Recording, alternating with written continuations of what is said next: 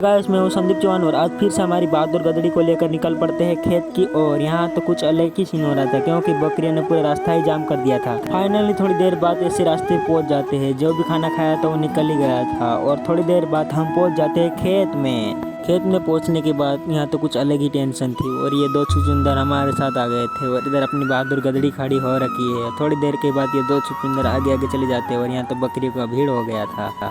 थोड़ी देर बाद अपने खेत में मक्के की जड़ को साफ करने लगा और यहाँ तो कुछ अलग ही सीन हो रहा था। ये दो छुछुंदर यहाँ झगड़ा करने लग गए और यहाँ तो मजा आ रहा था इनको देखकर। फाइनली इनका दोनों का राउंड खत्म होते ही अपना भाई मसकते फसकते चल पड़ता है नानपुर की ओर अपनी बहादुर गधड़ी को लेकर। फाइनली अपने ऑफरोडिंग रोड पर पहुंचने के बाद थोड़ी देर के बाद हाईवे को पहुंच ही जाते हैं। थोड़ी देर के बाद अपनी बहादुर गधड़ी बाजार में पहुंचाई देती है। उसके बाद मैं चले जाता हूं सीधे बुआ के घर क्योंकि मेरे गांव से आम के पत्ते को लाना था।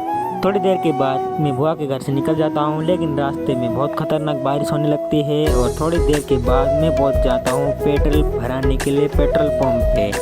पेट्रोल पंप पे तो इन गाड़ियों का बाजार हो रखा था लेकिन यहाँ बैठे बैठे मुझे इन बड़ी टंकों को देखकर रॉकेट बनाने का सपना आ जाता है, लेकिन ये सपना साकार ही नहीं हो पाता। फाइनली पेट्रोल भरा कर निकल पड़ते हैं दूध लेने के लिए और यहाँ तो मैं बारिश का बहुत मज़ा ले रहा था। थोड़ी देर के बाद हम पहुँच जाते हैं फिर से बुआ के घर के लिए।